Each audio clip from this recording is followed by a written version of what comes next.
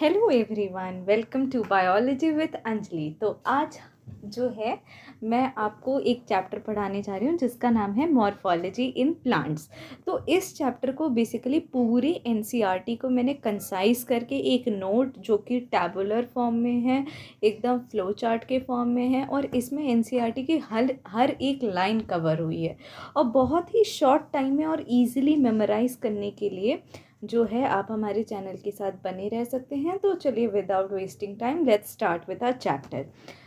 So the chapter is morphology in plants. तो सबसे पहले समझते हैं कि मॉर्फोलॉजी का मतलब क्या होता है। Morphology means the study of the external structure of plants. मतलब जब हम प्लांट्स के एक्सटर्नल स्ट्रक्चर के बारे में पढ़ते हैं तो उसको बोलते हैं हम मॉर्फोलॉजी।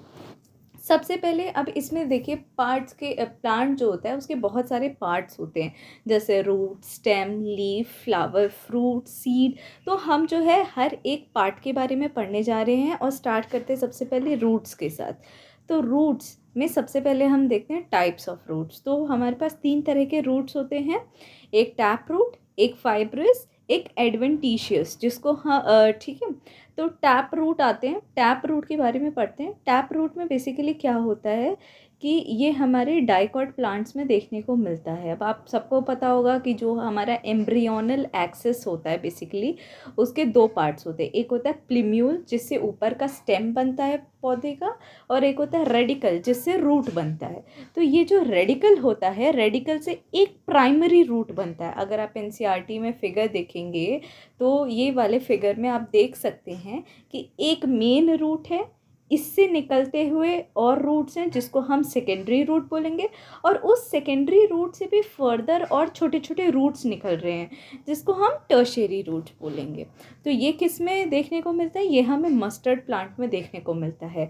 और अगर आप नीट के लिए प्रिपेयर कर रहे हैं तो मैं ये चीज़ बताना चाहूँगी कि इसमें जो एग्जाम्पल्स वगैरह हैं इसको आप बहुत अच्छे तरीके से याद करिए। हर एक example is very important. Second type of root is fibrous root. ये हमें मोनोकॉट में देखने को मिलता है। तो इसमें वो एक प्राइमरी रूट नहीं होता है, मतलब वो होता है बट वो शॉर्ट लिव्ड होता है, मतलब कुछ टाइम के बाद वो मर जाता है। तो फिर उसी जगह से जो है बहुत सारे लंबे लंबे रूट्स निकलने लगते हैं। तो ये होता है फाइब्रस रूट, जैसा कि आप फिगर में देख सकते हैं। इसका एग्जाम्पल है हमारे पास वीट। अब तीसरा जो रूट है, तो डाइकॉट में टैप रूट, फाइब्रस में हमें फाइब्रस रूट, मोनोकॉट में।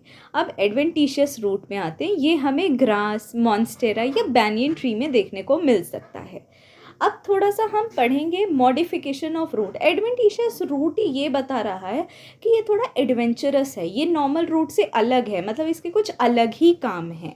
तो इसी को हम मॉडिफिकेशन ऑफ रूट में भी कवर अप कर सकते हैं। तो देखिए अब रूट्स का काम हमें क्या पता है कि ये वाटर और मिनरल का एब्जॉर्प्शन करता है, बट ऐसा बिल्कुल नहीं है।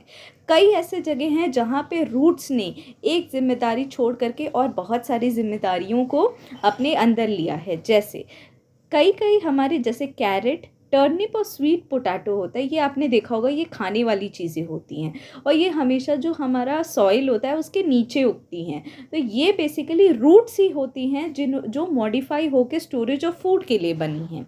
दूसरा मॉडिफिकेशन इज सपोर्ट के लिए। तो सपोर्ट के लिए प्रॉप होता है। प्रॉप आपने देखा होगा कि जो बैनियन ट्री होता है उससे लंबे लंबे लंबे लंबे रूट्स निकल रहे होते हैं, उसको हम बोलते हैं प्रॉप।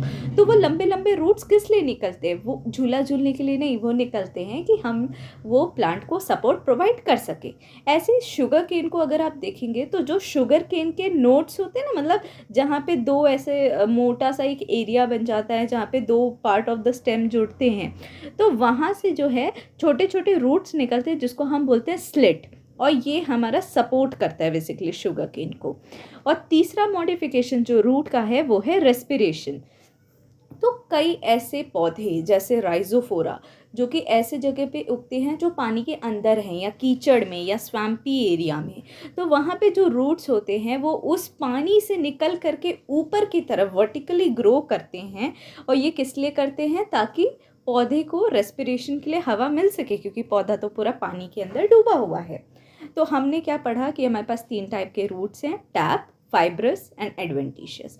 तो अब फिर हमने देखा कि रूट्स का मॉडिफिकेशन, तो रूट्स का मॉडिफिकेशन हुआ था हमारा 3 चीज़ों के लिए, स्टोरेज के लिए, सपोर्ट के लिए, रेस्पिरेशन के लिए। सपोर्ट में फर्दर हमने 2 टाइप्स पढ़े, एक प्रॉप जो कि हमें बैनियन ट्री में देखने को मिलता है, एक स्लिट जो कि हमें शुगर केन में देखने को मिलता है। अब हम पढ़ते हैं फंक्शंस ऑफ रूट। तो रूट का फंक्शन क्या होता है, पहला हम सबको पता है, वाटर एंड मिनरल्स के एब्जॉर्प्शन के लिए। दूसरा एनकरेज, आप देखते हैं जो पौधा होता है वो मतलब जो रूट्स होते हैं पौधे के, वो पौधे को जो सॉइल होता है उससे एकदम पकड़ के जकड़ के रखते हैं। तीसरा स्टोरेज के लिए तो यूज़ होता है, ये हमने देख लिया। और चौथा ये कुछ प्लांट ग्रोथ रेगुलेटर्स भी रिलीज़ करता है जो कि हम आगे के चैप्टर्स में पढ़ेंगे। अब हम थोड़ा सा देख लेते हैं रीजन्स ऑफ रूट पे। तो यहाँ पे एक प्राइमरी रूट दिखाई गई है। अब इसमें मैंने क्या किया, एनसीईआरटी में सब कुछ अलग अलग लिखा था, तो मैंने इसको लेबल करके उसी के नीचे उसके बारे में लिख दिया है। तो ये जो प्राइमरी रूट से आप छोटे छोटे से हेयर लाइक स्ट्रक्चर्स निकलते हुए दिख रहे हैं, इसको हम बोलते हैं रूट हेयर। तो सबसे पहले हम रूट कैप से पढ़ना शुरू करते हैं। रूट कैप बेसिकली क्या होता है, जो रूट का एपेक्स वाला पोर्शन होता है, यानी जो सबसे नीचे वाला पोर्शन होता है, वो बहुत ही सॉफ्ट सा टिम्बर लाइक होता है। तो जो हमारे रूट का एपेक्स होता है जो कि ड्रिल करता है सॉइल के अंदर से और अपना रास्ता बनाता है ताकि रूट और बड़ा हो सके, ग्रो कर सके। तो ये बहुत ही सॉफ्ट सा स्ट्रक्चर है। तो इसके ऊपर भगवान जी ने एक कैप लगा दिया जिसको हम क्या बोलते हैं, रूट कैप बोलते हैं, जो कि इसको प्रोटेक्ट करता है जब ये सॉइल से अपना वे बना रहा होता है। उसके जस्ट ऊपर होता है हमारा रीजन ऑफ मेरिस्टेमेटिक एक्टिविटी। ये क्या होता है, रूट कैप से थोड़े से ऊपर होता है। ये बहुत ही स्मॉल और थिन वॉल्ड सेल्स होते हैं, क्योंकि इसमें बेसिकली मेरिस्टेमेटिक का मतलब ही होता है बार बार डिवाइड करना। तो इसमें जो सेल्स होते हैं, अब रूट लेंथ में लंबी भी तो होती है, तो वो कैसे होती है, यहीं से ये जो सेल्स हैं ये तुम्हारा डिवाइड करते हैं बहुत रिपीटेडली। ये इतना रिपीटेडली डिवाइड करते हैं कि इनको अपना ध्यान रखने का टाइम ही नहीं मिलता, इसीलिए ये शॉर्ट होते हैं, थिन वॉल्ड होते हैं और इनका प्रोटोप्लाज्म डेंस होता है। अब इसके जस्ट ऊपर आता है हमारा रीजन ऑफ एलोंगेशन। नाम से ही पता चल रहा है ये बेसिकली रूट का लेंथ इंक्रीज करने में हमें हेल्प करेंगे। तो यहाँ पे जो सेल्स होते हैं वो बहुत ही रैपिड इलोंगेशन और एनलार्जमेंट अंडरगो करते हैं, जिससे रूट की लेंथ बढ़ती है। अब इसके जस्ट ऊपर होता है हमारा रीजन ऑफ मैच्योरेशन, जिसमें क्या होता है हमारे जो क्या होता है ना कि इलोंगेशन वाले ही जो सेल्स थे, अब जो सबसे ऊपर सेल है उन्होंने डिवाइड करके अपना काम पूरा कर दिया जब तक वो यंग थे। अब वो बुढ़े हो गए, तो अब वो बुढ़े होके क्या बन गए, मैच्योर हो गए, मतलब उन्होंने बना दिया रीजन ऑफ मैच्योरेशन, क्योंकि अब इनके अंदर डिवीजन की एक्टिविटी नहीं है, तो अब ये मैच्योर हो चुके हैं। ठीक है, तो ये बना देते हैं हमारा रीजन ऑफ मैच्योरेशन। तो अब इसमें आते कि ये जो हमारे इसके एपिडर्मल सेल्स हैं, एपिडर्मल मतलब जो आउटर सेल्स होते हैं, वही हमारा क्या फॉर्म करते हैं, रूट हेयर फॉर्म करते हैं। अब ये रूट हेयर बनने का मतलब क्या है, अब भाई जितने ज़्यादा रूट हेयर होंगे उतना ज़्यादा सरफेस एरिया होगा कि वाटर जो है वो एब्जॉर्ब हो सके। And thank you for watching the video.